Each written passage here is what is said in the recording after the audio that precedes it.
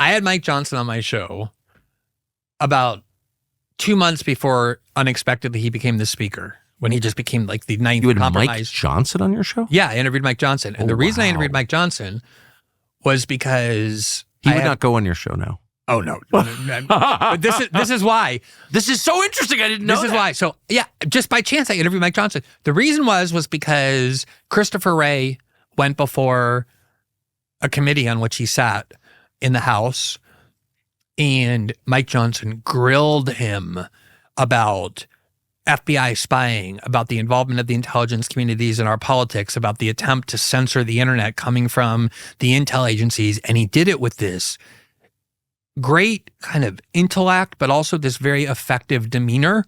And I could just tell that he felt passionately about these issues. And then I started following more and more what he was doing. And he was almost single-mindedly focused on spying abuses, curbing spying power, curbing censorship. You're blowing my mind. And so we asked him, I said, can you come on my show? And he's like, yeah, I'm a big fan of Glenn's. I think the work that he's doing great. I'd love to come on. Mike Johnson from Louisiana? Yeah.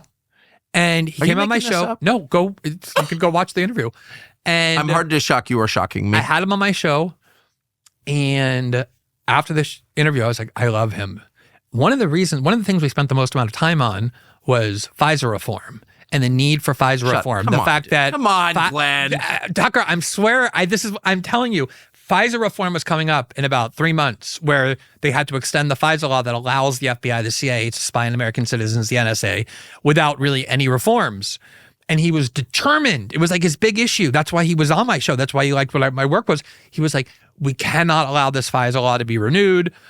It is a grave threat to American democracy. At the very least, we need massive fundamental reforms. I'm blown away. And I was like, oh my God. And he's very smart. He's like a smart lawyer. He's very informed about these issues. I walked away super impressed. That is what we spent most of our time on. But also will you put these clips on the internet? The whole show is on the internet. No, I know, but will you just post these on social media? Because I did, but I'll do it again, because Mike Johnson becomes speaker about 2 months later. I don't mean 4 years later or 2 years later, about 2 months after that, 3 months at the most, right when the FISA law is coming up. And I was like, oh, it's so great. He was made speaker. There's no way this FISA law is getting passed. Not only did Mike Johnson say, I'm going to allow the FISA renewal to come to the floor with no reforms, not allowing any reforms. He himself said it is urgent that we renew FISA without any reforms. This is a crucial, critical tool for our intelligence agencies.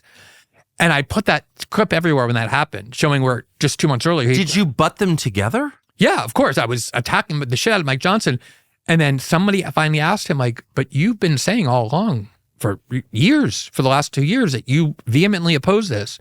And suddenly now you're for it? What changed your mind? And he was like, yeah, well, when you're a speaker, you get access to a lot of things. And I was taken to this secret room in the CIA, and they showed me these very important things and these sensitive documents about how important these powers are and how devastating it would be if we put any reforms on them. And so I realized that it was wrong what I had believed. And now I believe this law has to be passed with no reforms.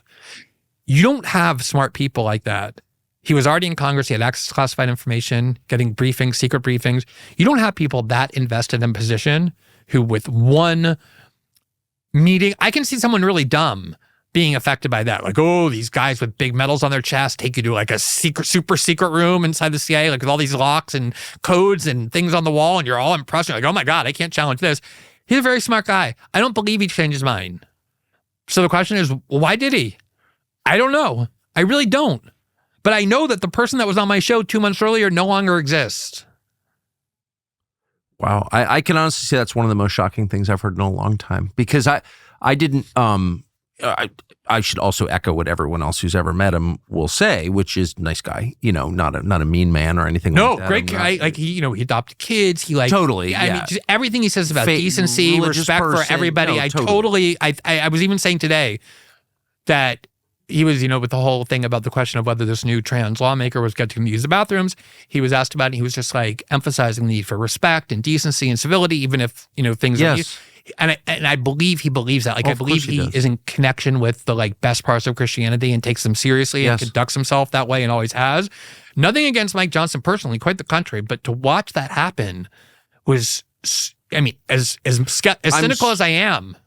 I don't even know how to respond, because I've interviewed Mike Johnson over the years, but he was like some guy from Louisiana, whatever. I wasn't paying close attention. And it was only after he became speaker on the FISA question and on the question of funding Ukraine. That was the other thing. You go on. I talked about that too.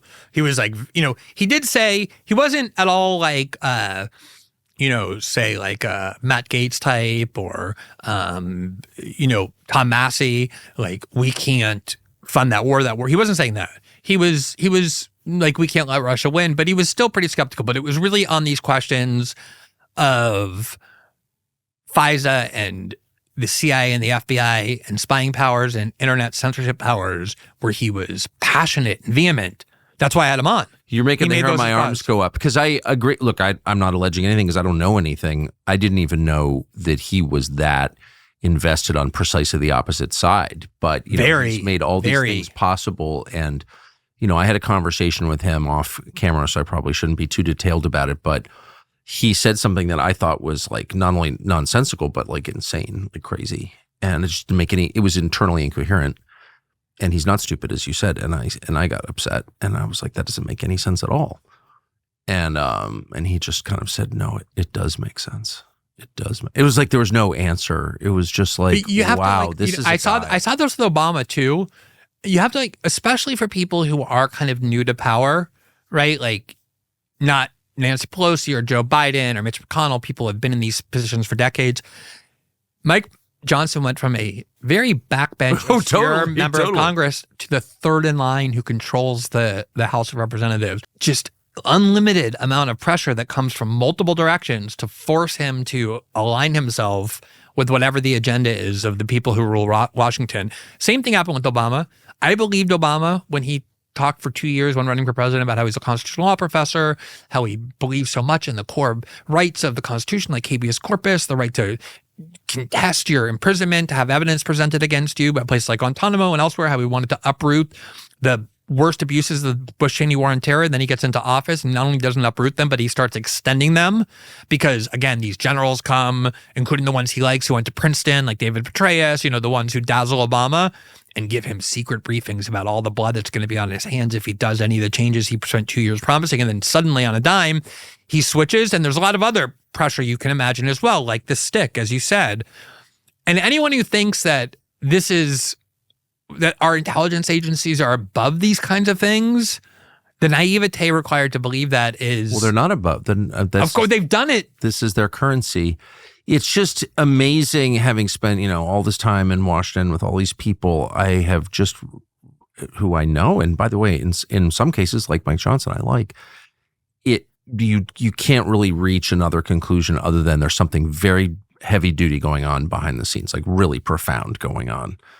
And I just don't know why no one has ever emerged from the system to say what it is. Is there not one there are very few courageous people. You're one of them, but there just aren't many in this world. Well, I mean, why doesn't someone just call these people out? One of the things that made Trump so threatening and that continues to make him so threatening is that in a lot of ways he was pulling the curtain He is open. That guy. It's the fourth wall's coming down. Right? Yeah. I mean, I remember he just said openly, yeah, like as a billionaire, as a businessman, I just gave a candidate, $50,000 and then they would automatically accept my call and do whatever I told them to do. Like who says that in the top level of politics? Like, hey, I'm running for president. I want you to know, here's how the system works. You give a lot of money to some place that these lawmakers tell you to donate money to, and then they do whatever you want. They do your bidding.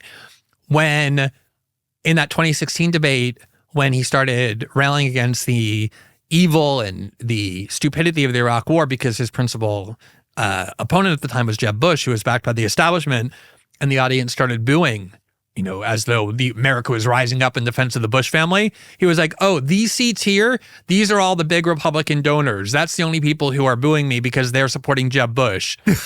And if you ever been to a debate, as I know you have, that's exactly how it is. The big both parties, they put their big donors, the partisans right behind where their audience hears only their reaction.